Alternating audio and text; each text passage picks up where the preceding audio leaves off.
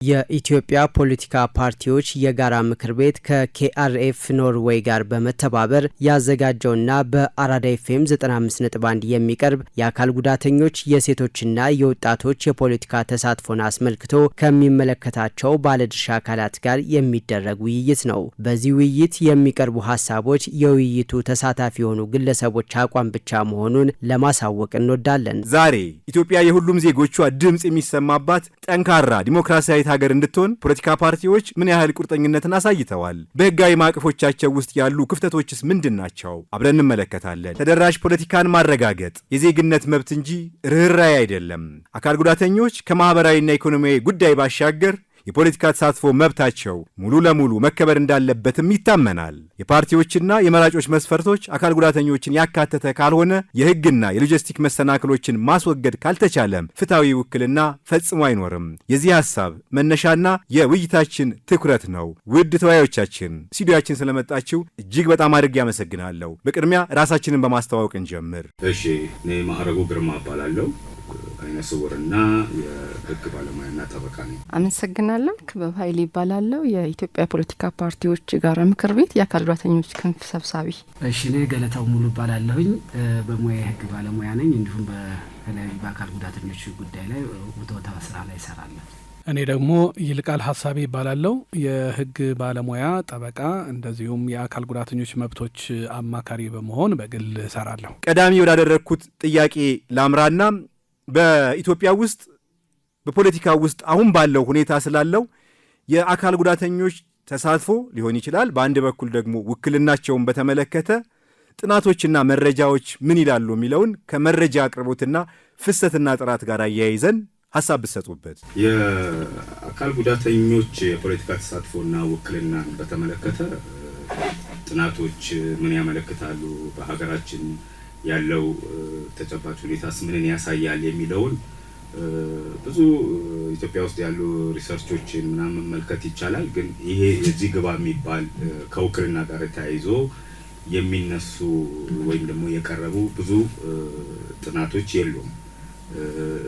ይሄን ያህል ውክልናም አለ ተብሎ የተቀመጡ ዳታዎችን ማግኘት በጣም አስቸጋሪ ነው። በግለሰብ ደረጃ ላይ ለመመረቂያ ጽሁፍ ለአንዳንድ ጥናቶች የተጠቀሟቸው ሪሰርቾች ካልሆነ በስተቀር ውክልናን በተመለከተ ይሄ ነው ብለህ የምታገኘው ዳታ የለም። ግን ውክልና ስንል ምን ማለታችን ነው? የአካል ጉዳተኞች ውክልና ከኢትዮጵያ አንጻር ከሀገራችን አንጻር ስንመለከተው በፖለቲካ ተሳትፎ ውስጥ በእኛ ሀገር በሁለት ማየት ትችላለህ። አንደኛው ይሄ ለምሳሌ ውክልናን የምናነሳው ከምክር ቤቶች አንጻር ከሆነ የሀገራችን ህግም አካል ጉዳተኞች እንደ አካል ጉዳተኛ ወይም በአካል ጉዳተኝነታቸው ውክልናን የሚሰጥ የህግ ስርዓት የለንም። በምክር ቤቶቻችን በፓርላማውም ይሁን በክልል ምክር ቤቶች በየትኛው መዋቅር ውስጥ በታ የህዝብ ተወካዮች የተወካይነት በህዝብ ምርጫ የምታገኘው እንደ ማንኛውም ማህበረሰብ ተወክለ ህዝብ መርጦ የምታገኘው እንጂ አካል ጉዳተኛ እንደ አካል ጉዳተኝነቱ በአካል ጉዳተኝነቱ የሚሰጥ ሲት የለውም፣ መቀመጫ የለውም፣ ውክልና የለውም።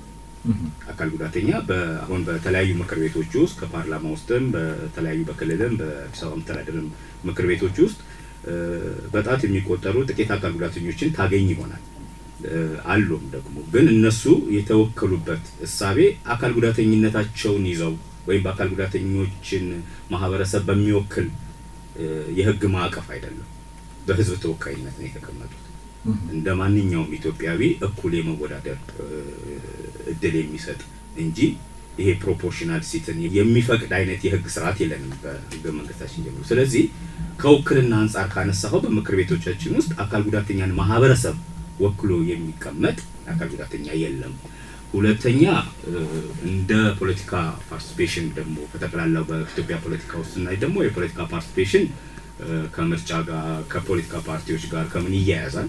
ስለዚህ በኢትዮጵያ ፖለቲካ ፓርቲዎች ውስጥ ምን ያህል አካል ጉዳተኞች በኢትዮጵያ ፖለቲካ ፓርቲ አመራር ውስጥ ይገኛሉ? ምን ያህሎች በመተዳደሪያ ደንባቸው አቅፈዋል፣ ውክልና ሰጥተዋል፣ ሲት አላቸው የሚለውም እንደዚሁ የሀገሪቱ ነጸብራቅ ስለሆነ በተወሰኑ በጣት የሚቆጠሩ ፓርቲዎች ውስጥ አለ የለም ብሎ መነሳት አይቻልም። በተወሰነ ደረጃ አካል ጉዳተኞች በፖለቲካ ፓርቲ ውስጥ መቀመጫዎች ይኖሯቸዋል፣ ውክልና አላቸው ብለን አፋችን ሞልተን ባንናገርም በተወሰኑ ቦታዎች ላይ የምናያቸው ሰዎች አሉ። ከዛ የዘለለ ግን አካል ጉዳተኞች በተገቢው በፖለቲካ ውስጥ እንዲሳተፉ የሚያደርግ ውክልናቸውን የሚያረጋግጥ ሀገራዊ ስርዓት ገና አልተፈጠረም። የምርጫ ህጎቻችን ውስጥ እንዳልኩ ነው ቀደምም ከፖለቲካ አንጻር ተሳትፏቸውን እንዲያጎለብቱ የሚያበረታቱ ነገሮች አሉ እንጂ እንደ አካል ጉዳተኛ ግን ይሄን ነው የሚባል ውክልና የምናይበት ስርዓቱ ነው አናየውም። እዛው ላይ እንደው በጋራ ልትመልሱ ትችላላችሁ። የተሟላ ጥናት አለመኖሩ ምን ይነግረናል? የውክልና ህግ እንግዲህ የፓርቲ ስብስብ ከሆነ ከፓርቲዎች ይጀምርና እነሱን ደግሞ የሚቆጣጠረው ብሔራዊ ምርጫ ቦርድ አለ። ስለዚህ ይሄንን ካሟላ ይሄን ካላሟላ የሚል ህግ አለው። በጣም በዝርዝር የጾታ ፖለቲካ ፓርቲዎች የሴቶች ወንዶች እንዲጋረግ ይሄን አላባል የሚል ህግ አውጥቷል። በዛ ውስጥ ይሄኛው በአስገዳጅነት የተቀመጠ አይደለም ማለት ነው። ከዚህ ቀደም የነበረው 1162 የምንለው የምርጫ የፖለቲካ ፓርቲዎች አዋጅ የምንለው ላይ ኢንሴንቲቭ ከመስጠት አንጻር የተወሰኑ እንትኖች አሉ።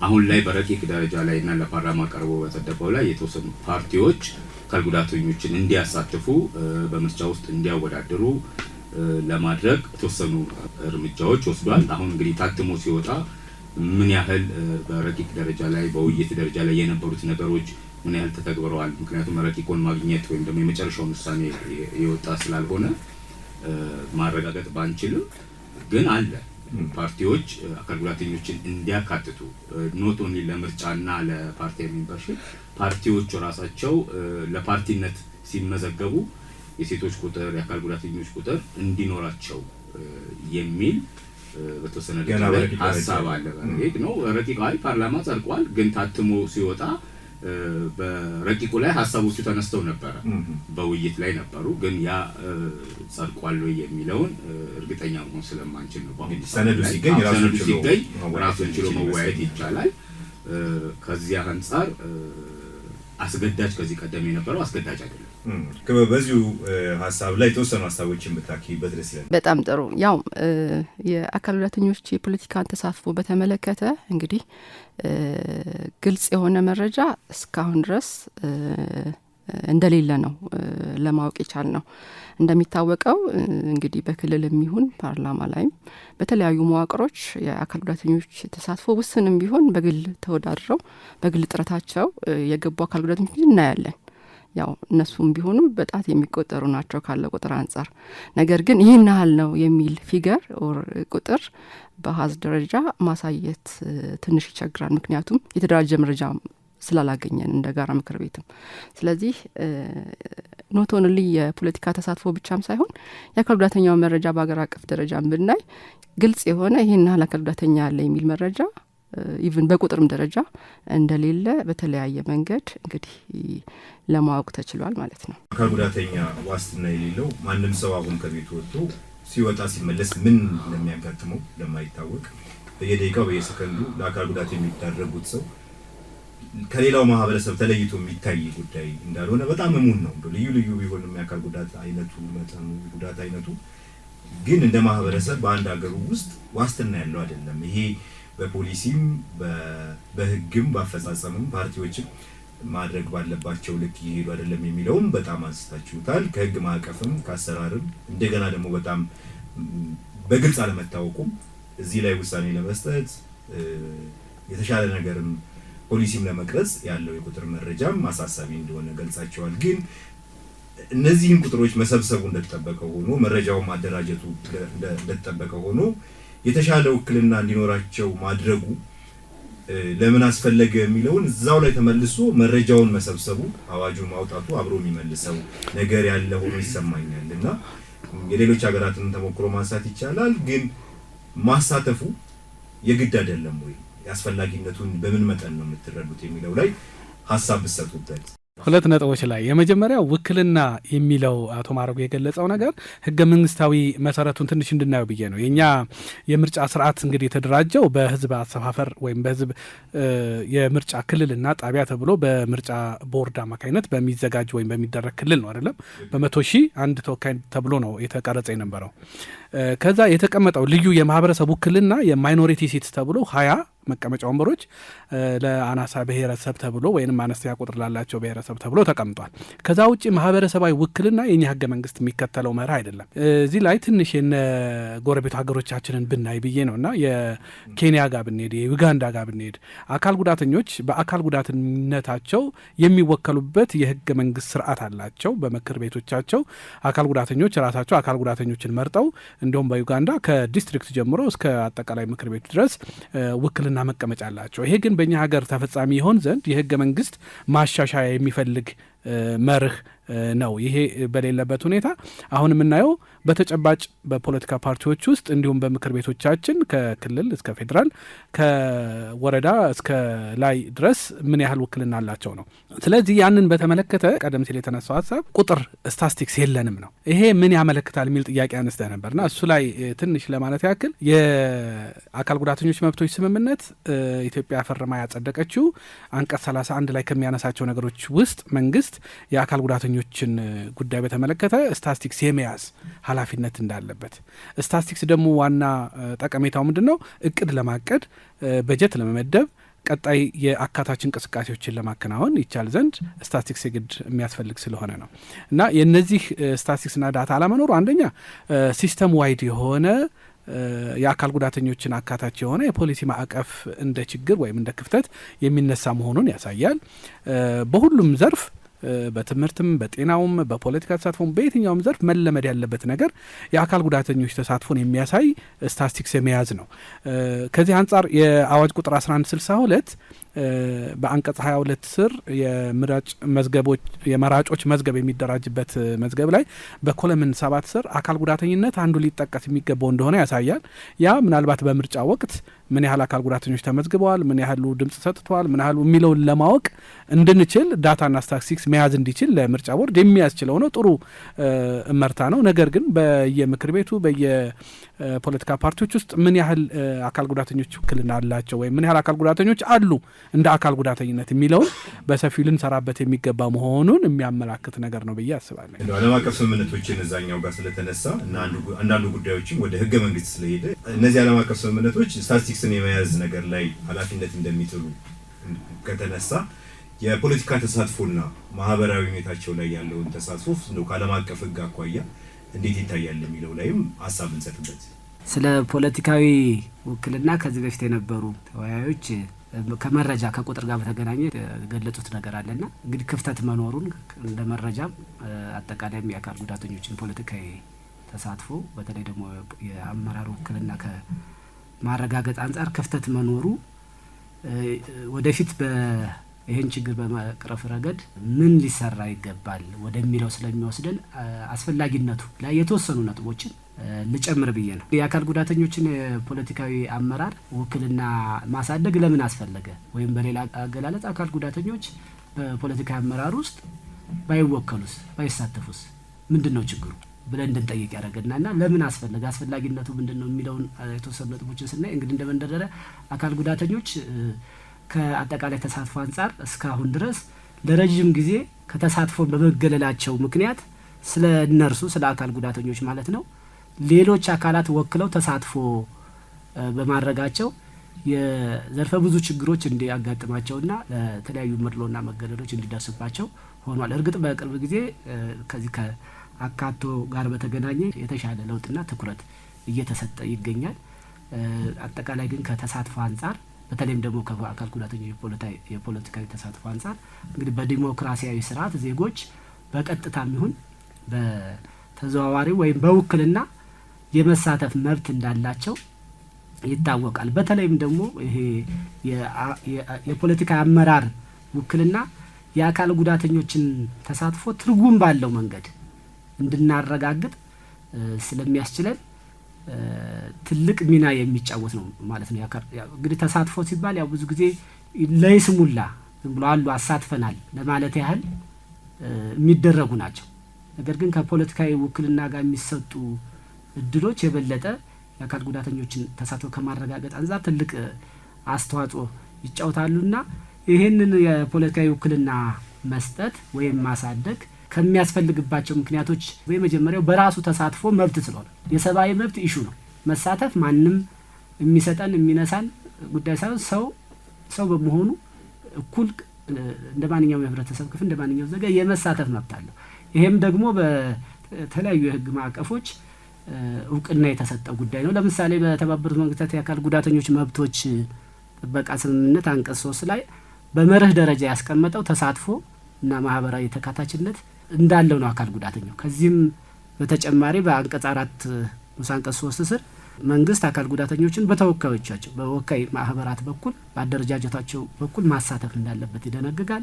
እንዲሁ ደግሞ ከፖለቲካዊ ተሳትፎ እና ውክልና ጋር በተገናኘ በአንቀጽ 29 ላይ አካል ጉዳተኞች በቀጥታ ይሁን በተወካዮቻቸው በኩል ፖለቲካዊ የመሳተፍ መብት እንዳላቸው እንረዳለንና መብት ስለሆነ መብትን ማክበር ግዴታ ስለሆነ ነው ማለት ነው። ስለዚህ ለችሮታ ብለን ወይም ለሌላ ነገር ብለን የምናደርገው ሳይሆን የሰብአዊ መብት ጉዳይ ስለሆነ አካል ጉዳተኞችን በአመራር ውስጥ ማካተት ወይም ውክልና መስጠት ወደ ኃላፊነት ማምጣት ማብቃት የመንግስትም የሌላውም ባለድርሻ አካላት ግዴታ ነው። እንግዲህ መንግስት በመንግስታዊ ተቋማት ላይ ህግ አውጪ ተቋማት አሉ ከላይ እስከታች ባለው ተዋረድ፣ እንዲሁም የፖለቲካ ድርጅቶች ፖለቲካ ፓርቲዎች ደግሞ በውስጣዊ በአደረጃጀታቸው እንግዲህ ከማዕከላዊ ምክር ቤት የስራ አስፈጻሚ ኮሚቴና የተለያዩ ዘርፎች አሏቸው።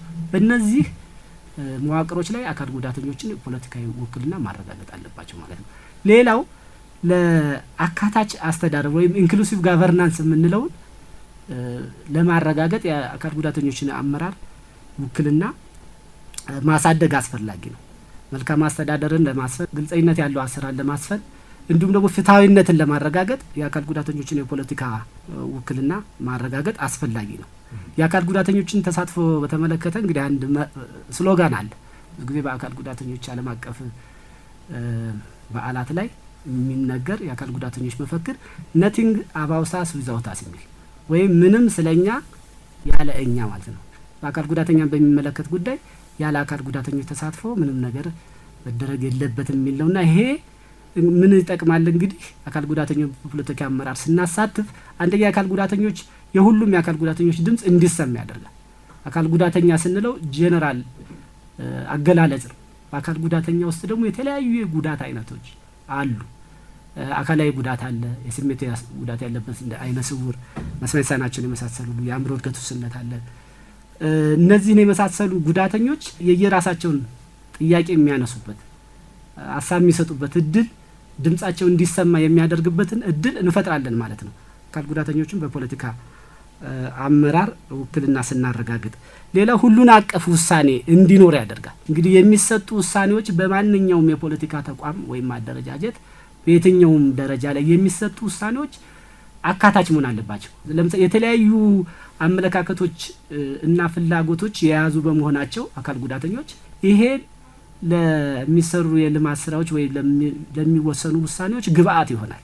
አካል ጉዳተኞች አመራር ከሆኑ ይሄንን ተሞክሯቸውን የማካፈል ግብአት የመስጠት ሚናን እንዲጫወቱ ያስችላል ማለት ነው። እንዲሁም እንደዚህ አይነቱ አሰራር እንግዲህ ለውትወታም ይጠቅማል። አንድን አካል ጉዳተኛ በአመራር ቦታ ላይ ካደረግነው አመራር ከሆነ በአካል ጉዳተኞች ህጎች፣ ፖሊሲዎች፣ አሰራሮች፣ ውሳኔዎች ዙሪያ ያሉ ክፍተቶችን በመለየት በቀላሉ በቅርበት የአድቮኬሲ የውትወታ የሙግት ስራ በመስራት የአካል ጉዳተኞችን መብት እንዲከበር የመሪነት ሚና ምክንያቱም ያለውን እድል የመሪነት እድል በመጠቀም ይሄንን ሚናውን በአግባቡ እንዲወጣ እድል ስለሚፈጥር አካል ጉዳተኞችን በፖለቲካ አመራር ውክልና ከፍ ማድረግ በጣም አስፈላጊ ነው። የዲሞክራሲያዊ ስርዓቱ የሚከተል ስርዓት ወይም መንግስት የሁሉንም ህብረተሰብ ክፍል ወካይ የሆነ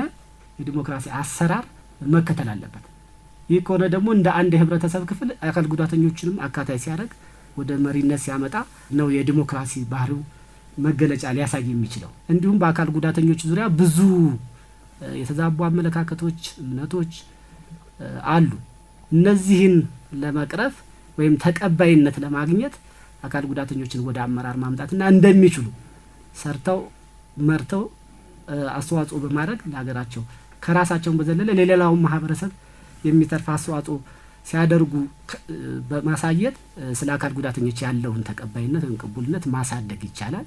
እንዲሁም ደግሞ ሮል ሞዴል የሆኑ አካል ጉዳተኞች ወደፊት ሲመጡ ለሌሎችም በፖለቲካ ተሳትፎ ውስጥ ለሌሉ አካል ጉዳተኞች ትልቅ መነሳሳትን ይፈጥራል። የብዙ አካል ጉዳተኞች ችግር በእኔ ምልከታ የሚመስለኝ በፖለቲካ የመሳተፍ ፍላጎት የለም። ፖለቲካና ኤሌክትሪክን ከሩቁ የሚባል አባባል አለ አይደል? ይሄ በእኛው ማህበረሰብ ደግሞ የበዛ የከፋ ይመስለኛል። ለምንድን ነው ስንል ከፊት የምናየው የፖለቲካ ተሳትፎ በአመራርነቱ ላይ ያሉ አካል ጉዳተኞች ሮል ሞዴል የሚሆኑ አካል ጉዳተኞች ስለሌሉ ተነሳሽነትና የለም ማለት ነው። ስለዚህ አካል ጉዳተኞችን በፖለቲካ አመራር ስናመጣ የሚፈጥረው በሌሎች አካል ጉዳተኞች ወደፊት እንዲመጡ ወደ አመራር እንዲመጡ ፖለቲካ ተሳትፏቸው ከፍ እንዲል የሚፈጥረው ተነሳሽነት ቀላል አይደለም።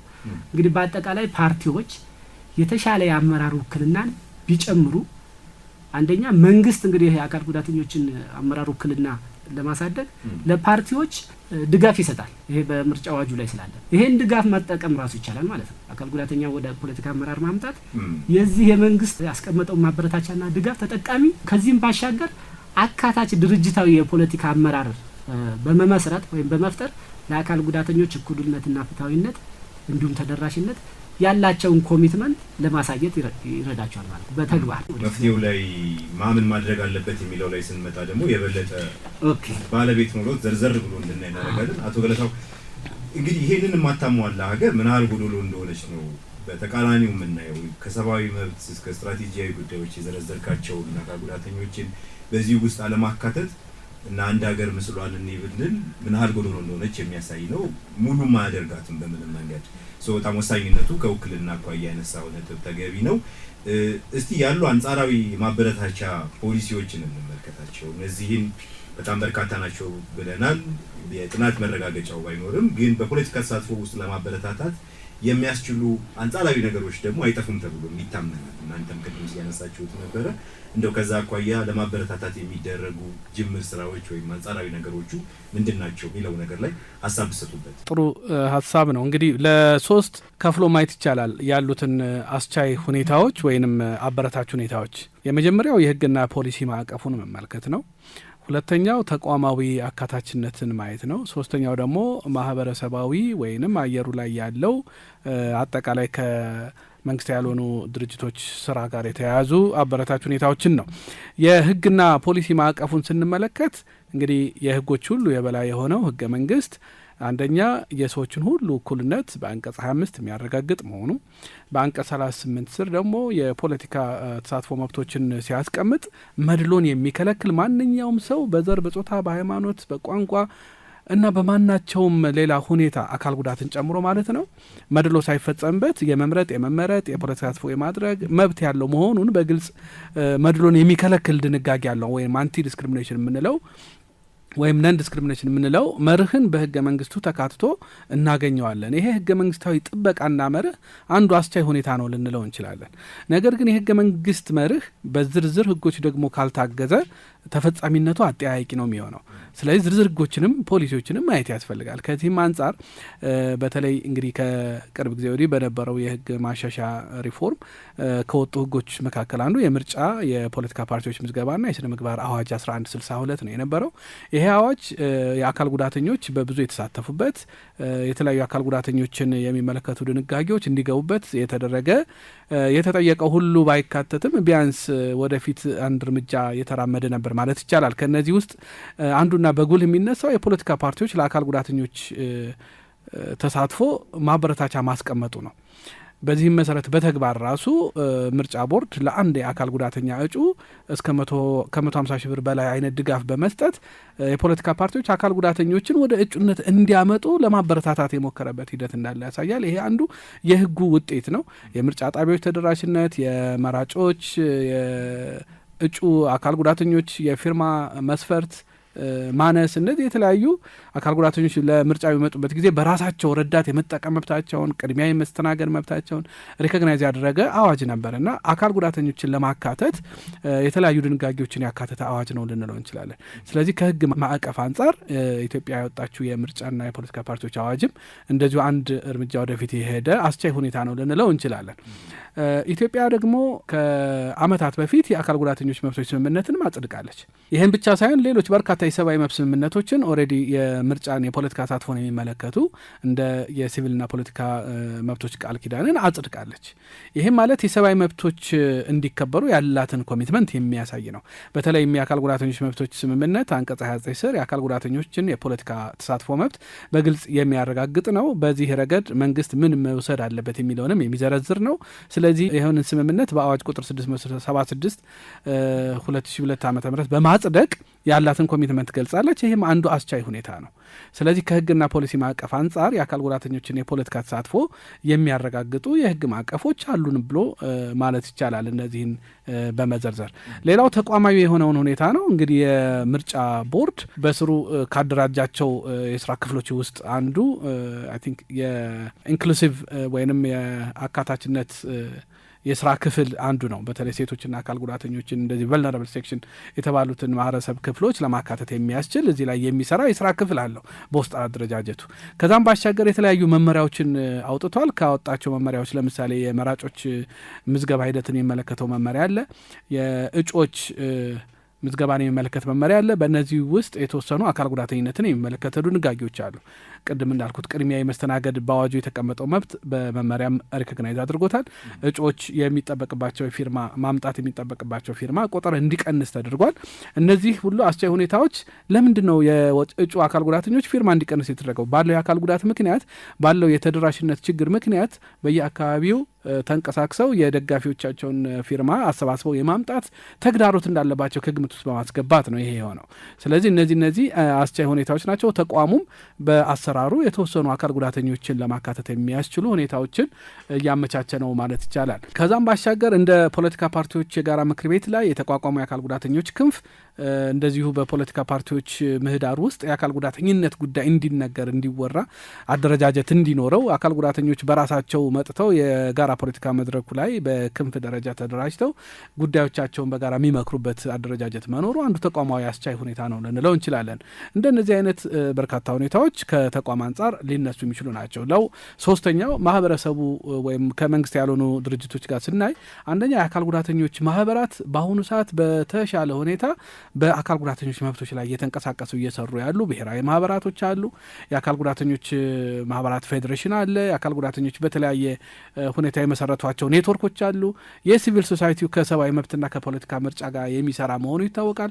የዚህ መንግስት ያልሆነው አደረጃጀት ምህዳር እንደዚሁ የአካል ጉዳተኞች መብቶች አካታችነት በውቶታ ደረጃ በሙግት ደረጃ እንዲነሳ እንዲጠየቅ የሚያደርግ እንደዚሁም ደግሞ ለአካል ጉዳተኞች የተለያዩ ስልጠናዎችን በመስጠት የአካል ጉዳተኞችን ግንዛቤ ማሳደግ በሲቪክ እና ቮተርስ ኤጁኬሽን ላይ ራሳቸው ሚና እንዲጫወቱ ማድረግ የሚኖረው አስተዋጽኦ ቀላል የሚባል አይደለም። ስለዚህ እነዚህ የሲቪል ማህበረሰብ አደረጃጀቶች፣ ኔትወርኮች፣ የአካል ጉዳተኞች ማህበራት መኖር በራሱ አንዱ አስቻይ ሁኔታ ነው ልንለው የምንችላቸው ናቸው። ስለዚህ እነዚህ ሁኔታዎች ከነ ክፍተታቸውን ቢሆን በአሁኑ ሰዓት አካል ጉዳተኞች የፖለቲካ ተሳትፏቸው እንዲያድግ የበኩላቸውን ሚና የሚጫወቱ አስቻይ ሁኔታዎች ናቸው። አቶ ማረግ የሚያክሉት ካለ እዚህ ላይ እንደው ቢያንስ አንጻራዊ ማበረታቻዎችን እንዴት ያያቸዋል የሚለው ላይ ይልቃል አስቻይ ሁኔታዎቹን በደንብ አድርጎ ከህግ ማዕቀፍ አንጻር ካሉ ፖሊሲዎች እና የማህበራትና የፖለቲካ መተዳደሪያ ደንቦችን በመጥቀስ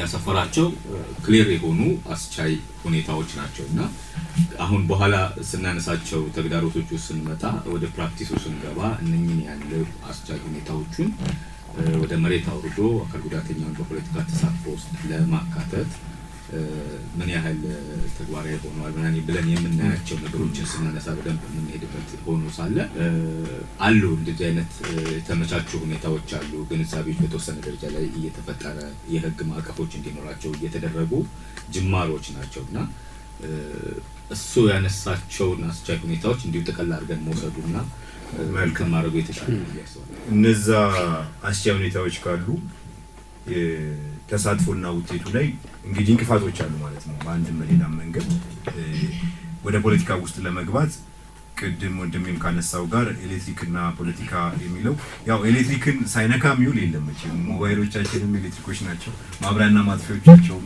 እንግዲህ ኤሌክትሪክ ሲባል ምንድነው የሚለው ከፖለቲካ ጋር ያለው ቁርኝነት ብዙ ትይዩ ላይሆን ይችላል። ወደዚህኛው ነገር ስንመጣ እንግዲህ ወደ ተሳትፏቸው ከፍ እንዳይጎለብት አሁን የምናየውን ነገር እንዳናየ ሆነው ዋና እንቅፋቶቹ ምንድናቸው የሚለው ላይ መቀጠል እንችላለን። እሺ በጣም ጥሩ። ያው እንግዲህ ዋና እንደ ተግዳሮት በተጨባጭ እኛ የምናያቸው በተለይ ከአካል ጉዳተኞች ክንፍ አንጻር የምናያቸው ነገሮች አንዱ በተለይ በፖለቲካ ፓርቲ አመራር ደረጃ ያሉ አካላት ስለ አካል ጉዳተኝነት ያላቸው አመለካከት። ምክንያቱም አንደኛ እንደ ማንኛውም ዜጋ እንግዲህ 20 ሚሊዮን አካል ጉዳተኛ ያለ ተብሎ ነው በዚች ሀገር ላይ ኤክስፔክት የሚጠበቀው። ከዛ አንጻር አካል ጉዳተኛን ሳያካትቱ እንደ ፓርቲ ለመቀጠል ወር ደግሞ ሀገርን ለመምራት ግማሽ ህብረተሰብ ወር ደግሞ 1/4 ህብረተሰብ ይዞ እንደ መምራት ነው ምንቆጥረውና 1/4 ህብረተሰብ ትቶ መምራት ከባድ ይሆናል ብለን ነው የምናስበው እንደ ክንፍ። ስለዚህ አንዱ መሆን ካለበት እና እንደ ተግዳሮት የምናየው በተለይ ይህን አካል አግልሎ መሄድ ውጤት ያመጣል ብለን አናስብም። በተለይ ከአመለካከት አንጻር ሰፊ ጉድለት እንዳለ ክፍተት እንዳለ ለማወቅ ችለናል። ከዛ ባሻገር ፓርቲዎች እንግዲህ በተለያየ መንገድ የተደራሽነት ችግር አለባቸው። በተለይ ፓርቲዎች ከቢሮ አደረጃጀት ጀምሮ የሚያደርጓቸውም ስብሰባዎች ለአካል ጉዳተኛው ምቹና ተደራሽ መሆን መቻል አለባቸው። ምክንያቱም አንዳንድ ቢሮዎች 4ኛ ፎቅ ላይ ተቀምጠው ዊልቸር ተጠቃሚ ና ብለው ቢሉ ና ግን አትግባ ይመስላል አካሄዱና እነዚህ ነገሮች መታረም መቻል አለባቸውና አንዱ እንደ ዋና ክፍተት የምናያቸው ነው ከተደራሽነት አንጻር። ሌላኛው ፓርቲዎች የሚያወጧቸው አሰራርና አደረጃጀት መመሪያዎች እንዲሁም ፖሊሲዎች ለአካል ጉዳተኛው ተደራሽ አይሆኑም። ለምሳሌ እንግዲህ ለአይነ ስውራን ብንመለከት ፓርቲዎች የሚያወጧቸው መመሪያዎች፣ አደረጃጀትና አሰራር መመሪያዎች፣ ፖሊሲዎች በብሬል ተተርጉመው ለሚመለከተው ጉዳተኛ ተደራሽ ያለ መሆንና በዛው ልክ ዝግጅት ያለማድረግ ክፍተቶች እንዳሉ ለማየት ችለናል። መስማት የተሳናቸውን በተመሳሳይ ፓርቲዎች የሚያደርጓቸውን ስብሰባዎች ጭምር በሚዲያም ጭምር ሲተላለፍ በምልክት ቋንቋ ታጅቦ አይደለም ብዙ ጊዜ የምናየው። ከዚህ አንጻር በተለይ ትክክለኛው መልእክት ዲጂታል በሆነ መንገድ ለትክክለኛው ሰው ያለ መድረስ የመረጃ ተደራሽነት ችግር እንዳለበት በደንብ ለማየት ችለናልና እነዚህ መሰረታዊ ችግሮች ናቸው ብለን ነው የምናስበው። ከዛ ባሻገር በተለይ ፓርቲዎች ግልጽ በሆነ መንገድ በሚያወጣቸው መመሪያዎች የአካል ጉዳተኞችን ጉዳይ የትኩረት አቅጣጫቸው አድርገው አለመያዝ። ስለዚህ ይህም እንደ ዋነኛ ክፍተት አድርገን እናየዋለን። ያው መረጃ ለምንም ነገር ወሳኝ ነው። ለውሳኔም ለኢቭን ለተለያየ በጀት ለመመደብም ጭምር ማለት ነው። አሁን ሰራተኛና ማህበራዊ ጉዳይ በበላይነት ይመለከተዋልና ምን ያህል አካል ጉዳተኛ አለ፣ በምን አይነት ጉዳት ደረጃ ምን አይነትን ጭምር ያካተተ የጉዳት መረጃ አለመኖሩ አንዱ ለፕላኒንግ ጭምር እንደ ክፍተት የምናየው ነው። ከዛ በተረፈ ግን መረጃ አለመኖሩ አንደኛ ትኩረት እንዳያገኝ አድርጎታል። የተደራጀ መረጃ የት አካባቢ ምን ያህል አካል ጉዳተኛ አለ የሚለውን ነገር አለማወቅ በተገቢው አካል ጉዳተኛ ትኩረት አግኝቶ የሚሰጠውን አቴንሽን እንዳያገኝ አድርጎታል ብለን ነው የምናስበው። መልካም። ከወንዶቹም እስቲ ሀሳብ ወሳኝ ጉዳይ ስለሆነ ትንሽ ሀሳብ አክሉ። እዚህ ላይ መጨመር የምፈልገው የአካል ጉዳተኞችን የፖለቲካ ተሳትፎ ከማጎልበት አንጻር የሚያጋጥሙ ተግዳሮቶች ላይ አሁን ክበብ እንዳለችው ሆኖ ግን በአጠቃላይ በሁለት ዘርፍ መክፈል ይቻላል።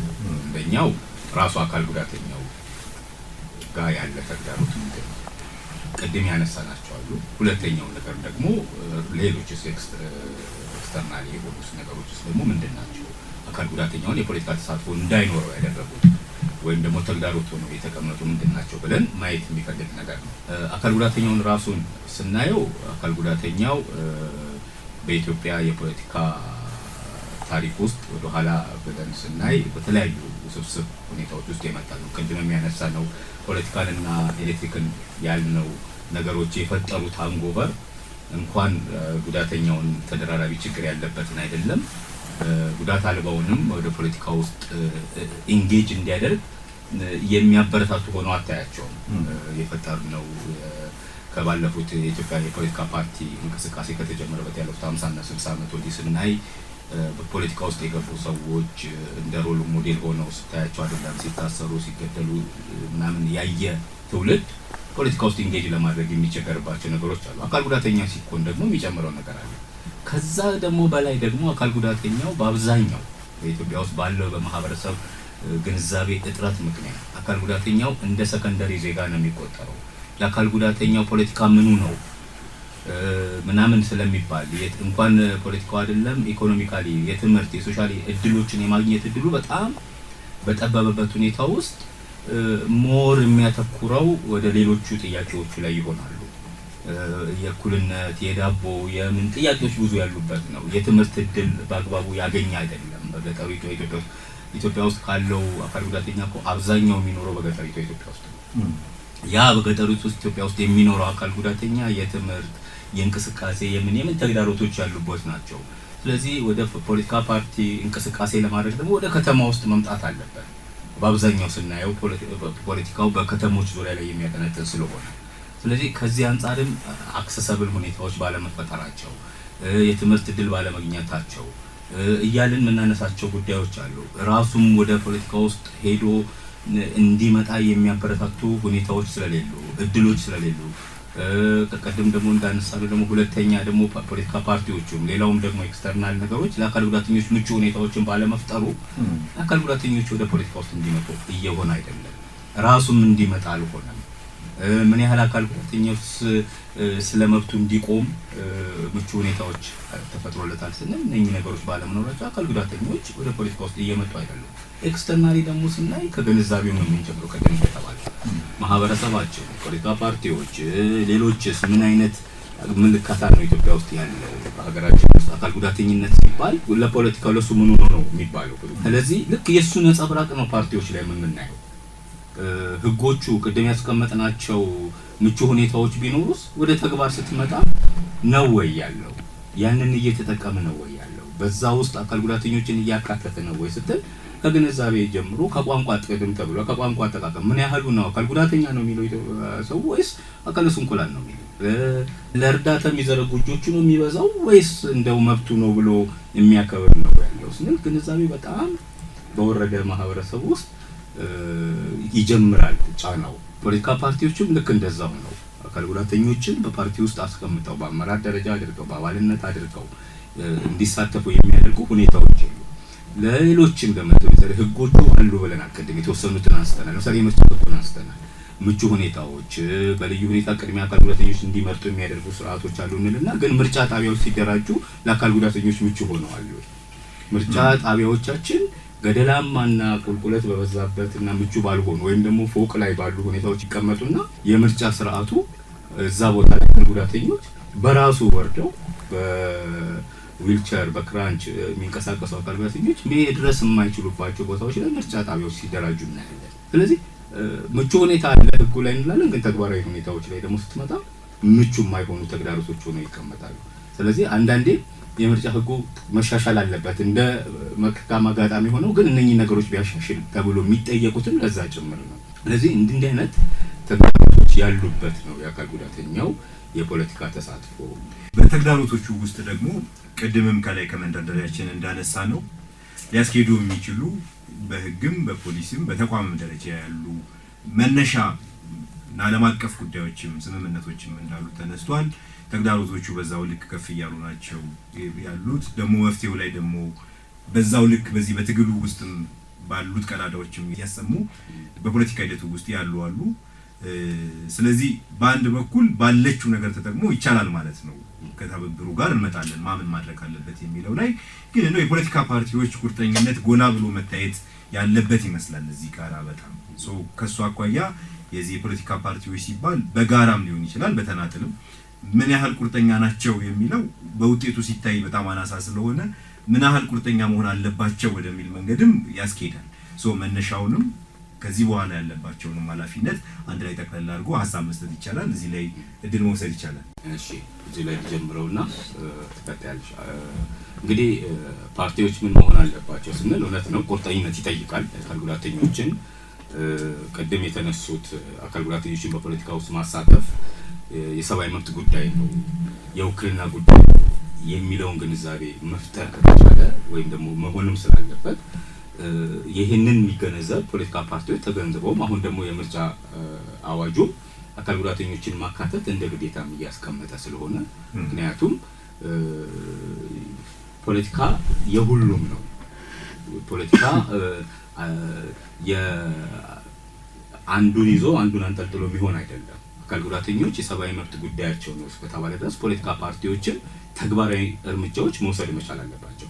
በፕሮግራማቸው ውስጥ ለአካል ጉዳተኞች አካታች የሆነ የፖለቲካ ፕሮግራም፣ መተዳደሪያ ደንብ በየትኛውም የፓርቲያቸው መዋቅር ስራ ውስጥ አካል ጉዳተኞችን ያካትቱ ሊሆኑ የሚችሉበትን መቅረጽ መቻል አለባቸው።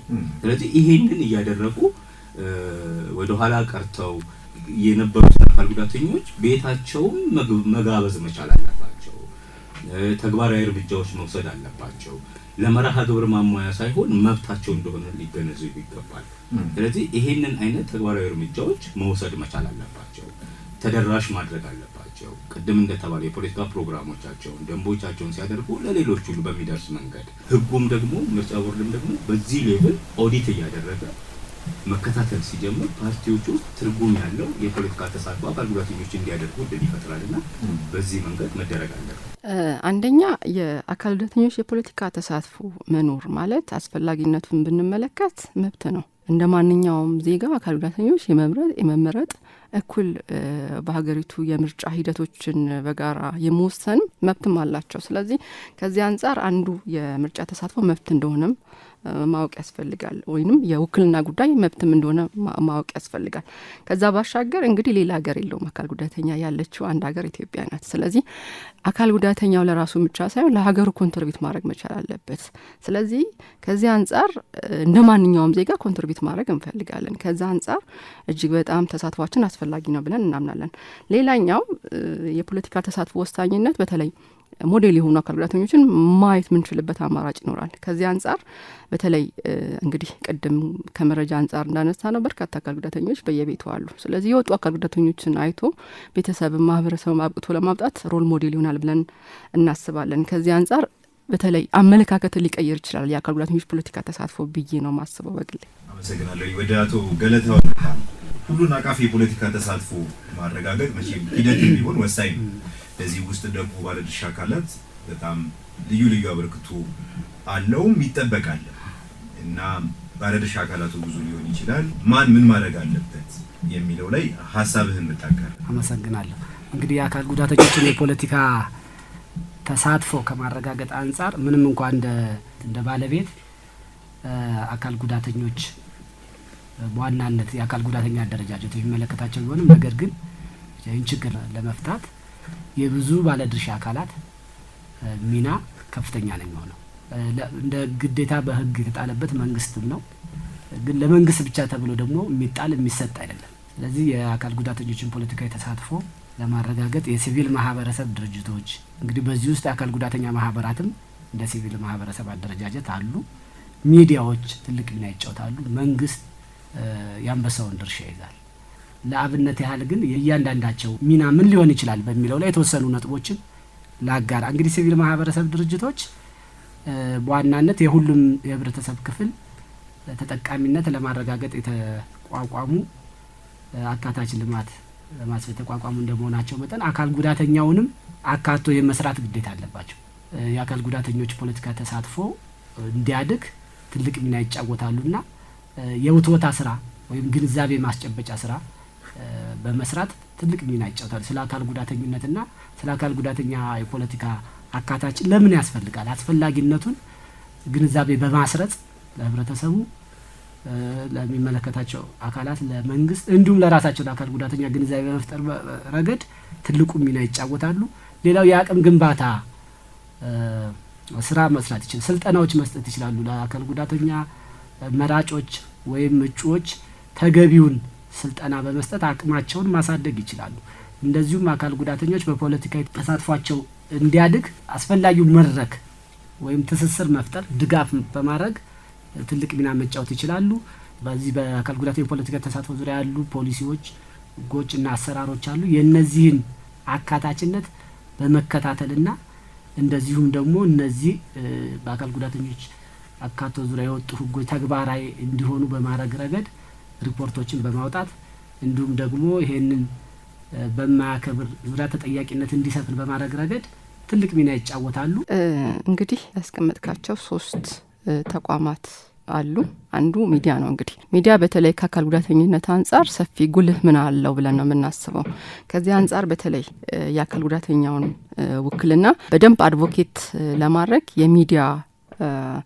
የሚዲያ ተደራሽነት ኦር ደግሞ ሚዲያው ስለ አካል ጉዳተኞችን ወክለው የሚያመጡ ፓርቲዎችን በደንብ አድቮኬት ማድረግ መቻል አለበት። እንዲሁም ተወካይ አካል ጉዳተኛውን ጭምር በደንብ ሚዲያ አድቮኬት ማድረግ መቻል አለበት። ከዛ ውጭ በተጨማሪ ሚዲያው ስለ ምልክት ቋንቋ፣ ስለ መረጃ ተደራሽነት እንዲሁም ስለ ፊዚካል ከተደራሽነት አንጻር በተገቢው ሚና ሊወጣ ይገባል። ከሚዲያ አንጻር እንግዲህ ሚዲያዎች በተገቢው በተለይ አካል ጉዳተኛን ወክለው የሚልኩ ፓርቲዎችን እንዲሁም አካል ጉዳተኛውን ጭምር በደንብ አድቮኬት ማድረግ መቻል አለባቸው። ምክንያቱም በዛ ሂደት ውስጥ እንግዲህ አካል ጉዳተኛው እንዳልኩት የፖለቲካውን እይታ እየጨመረ ሊመጣ ይችላል ብለን እናስባለን። እንዲሁም ህብረተሰቡም በተለይ የአካል ጉዳተኛና የፖለቲካ ተሳትፎውን በደንብ አዊር የሆነ ግንዛቤ እየያዘ ይመጣል ብለን እናስባለን። ከዛ ባሻገር ቅድም ሌላኛው ከሲቪክ ተቋማት አንጻር ካነሳው ሲቪክ ተቋማት በተለይ የአካል ጉዳተኞችን መብት በተለይ የምርጫ ተሳትፎና መብትን በደንብ አድቮኬት ማድረግ መቻል አለባቸው ሲቪክ ተቋማት። እንዲሁም አካል ጉዳተኛውንም ይሁን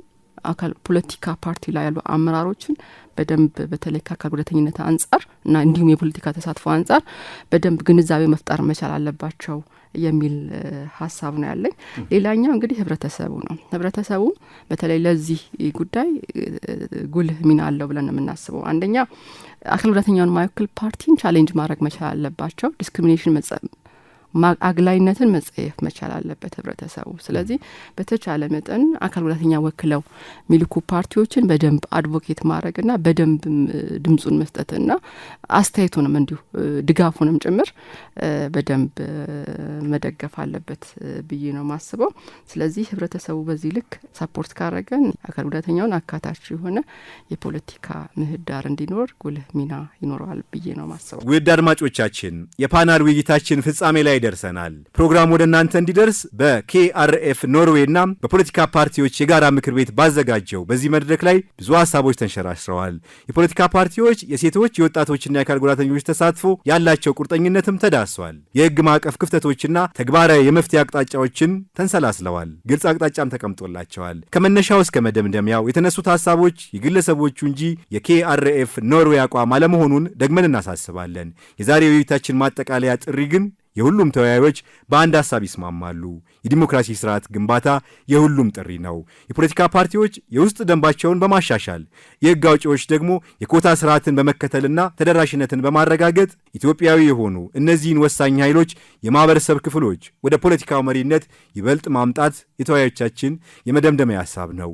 ውድ አድማጮቻችን የዛሬው ዝግጅታችን በዚሁ ተጠናቀቀ። ውይይቱን በመምራት ኤልያስ ተክለወልድ አብሬያችሁ ቆየው። ጣቢያችን አራዳ ኤፍኤም መሰል ጉዳዮችን በሌሎች ፕሮግራሞችም ይዞ ይቀርባል። ስላዳመጣችሁን እጅግ በጣም እናመሰግናለን። መልካም ቆይታ።